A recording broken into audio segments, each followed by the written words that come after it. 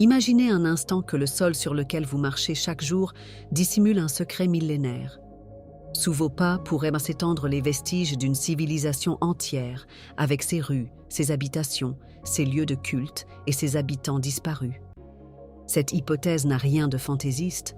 Partout sur notre planète, des découvertes archéologiques révèlent l'existence de mondes souterrains oubliés, témoins silencieux d'époques révolues. Au cœur de la Turquie, dans les paysages lunaires de Cappadoce, un événement fortuit a changé notre compréhension de l'ingéniosité humaine antique. En 1963, un habitant de Derinkuyu, rénovant sa cave, fait s'effondrer une cloison rocheuse. Derrière ce mur apparaît l'entrée d'un univers insoupçonné. Une cité souterraine monumentale, sculptée dans la roche volcanique tendre. Cette merveille d'architecture troglodyte plonge sur 18 niveaux, atteignant une profondeur de 85 mètres. Les archéologues estiment qu'elle pouvait accueillir une population de 20 000 âmes. L'organisation de cet espace défie l'imagination. Réseaux de ventilation sophistiqués, citernes d'eau potable, zones d'habitation, ateliers artisanaux, lieux de culte chrétien primitif, étables pour le bétail, et même une école théologique avec amphithéâtre. L'énigme de Derinkuyu réside dans ses origines. Les hypothèses se multiplient sans jamais converger vers une certitude absolue. Certains historiens l'attribuent aux Hittites vers 1400 avant notre ère, d'autres aux populations chrétiennes byzantines fuyant les persécutions arabes. Une théorie plus audacieuse évoque l'existence d'une civilisation préhistorique dotée de compétences techniques exceptionnelles. À 1000 km de là, sous les flots azurés de la Méditerranée orientale, repose l'une des cités les plus prestigieuses de l'Antiquité. Alexandrie, fondée par Alexandre le Grand en 331 avant J.C., abritait la légendaire bibliothèque et le phare colossal, considéré comme l'une des 7 merveilles du monde antique. La catastrophe survient vers l'an 365 de notre ère. Un séisme d'une magnitude exceptionnelle, suivi d'un tsunami dévastateur, précipite une grande partie de la cité dans les abysses méditerranéens. Palais royaux, temples dédiés aux divinités égyptiennes et grecques, théâtres, thermes et bibliothèques disparaissent sous 15 mètres d'eau. Aujourd'hui, l'archéologie sous-marine révèle progressivement ces trésors immergés. Les plongeurs archéologues découvrent des statues colossales de pharaons et de divinités, des colonnes de granit rose, des pavements de mosaïques polychromes, des amphores contenant encore des traces de parfums et d'épices. Ces vestiges racontent l'histoire d'une évacuation précipitée, comme si la population avait abandonné ses biens les plus précieux face à l'imminence du cataclysme. L'histoire contemporaine recèle également ces cités cachées. Sous les avenues tumultueuses de Pékin s'étend un réseau souterrain colossal, fruit de la paranoïa nucléaire des années 1960-70. Mao Zedong, craignant une attaque atomique soviétique ou américaine, ordonne la construction d'un labyrinthe défensif s'étalant sur plus de 800 km.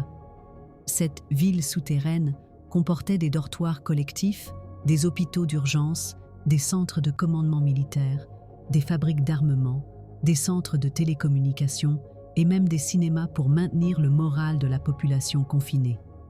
Théoriquement, ce complexe pouvait abriter plusieurs centaines de milliers de Pékinois durant des mois d'isolement. Officiellement désaffecté depuis les années 1980, ce réseau demeure largement inaccessible au public.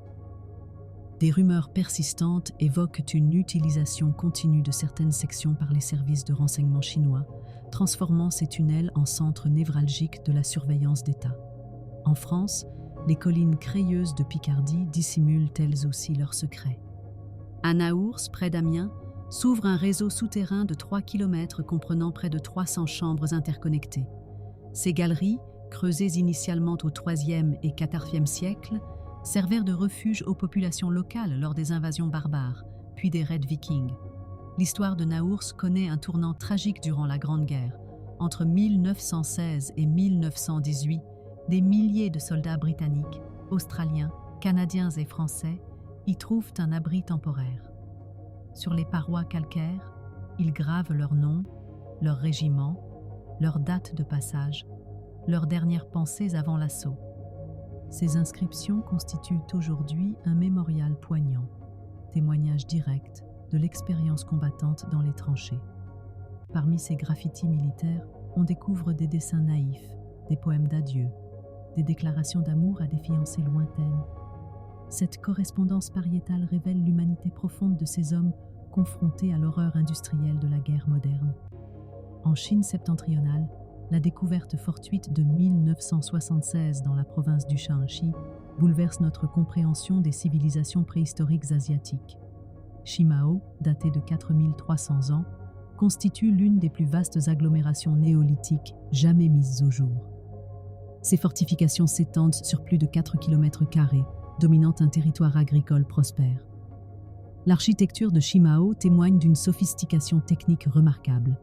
Murailles cyclopéennes hautes de 70 mètres, palais à terrasses étagées, réservoirs hydrauliques, ateliers métallurgiques spécialisés dans le travail du bronze. Les fresques murales représentent des scènes rituelles complexes, suggérant une société hiérarchisée dirigée par une élite sacerdotale. L'abandon brutal de Shimao vers 1800 avant notre ère demeure inexpliqué.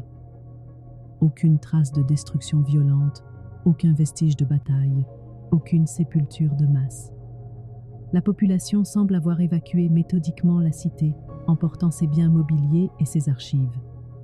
Les hypothèses oscillent entre catastrophes climatiques, assèchement du fleuve nourricier, épidémies foudroyantes ou migration collective vers des territoires plus favorables. Ces découvertes spectaculaires ne représentent qu'une infime fraction des civilisations enfouies. Les technologies de prospection géophysique, radars pénétrants, magnétométrie, tomographie sismique, révèlent constamment de nouvelles anomalies souterraines. Sous les sables sahariens, les géologues détectent les traces d'anciennes métropoles nilotiques. Sous les glaces antarctiques, les satellites repèrent des structures géométriques intrigantes. Sous nos villes contemporaines, les travaux de terrassement exhument régulièrement des vestiges inattendus. Chaque parcelle de notre planète pourrait receler les vestiges d'une humanité oubliée. Ces cités perdues nous rappellent la fragilité des civilisations et la permanence de l'ingéniosité humaine face à l'adversité. Elles nous invitent à reconsidérer notre rapport au temps et à l'espace, en nous souvenant que l'histoire se stratifie sous nos pas, attendant patiemment que nous la redécouvrions. Dans cette quête perpétuelle du passé enfoui, chaque coup de pioche peut révéler un fragment d'éternité. La prochaine découverte majeure se trouve peut-être à quelques mètres sous votre domicile, patientant dans l'obscurité millénaire, prête à livrer ses secrets aux archéologues de demain.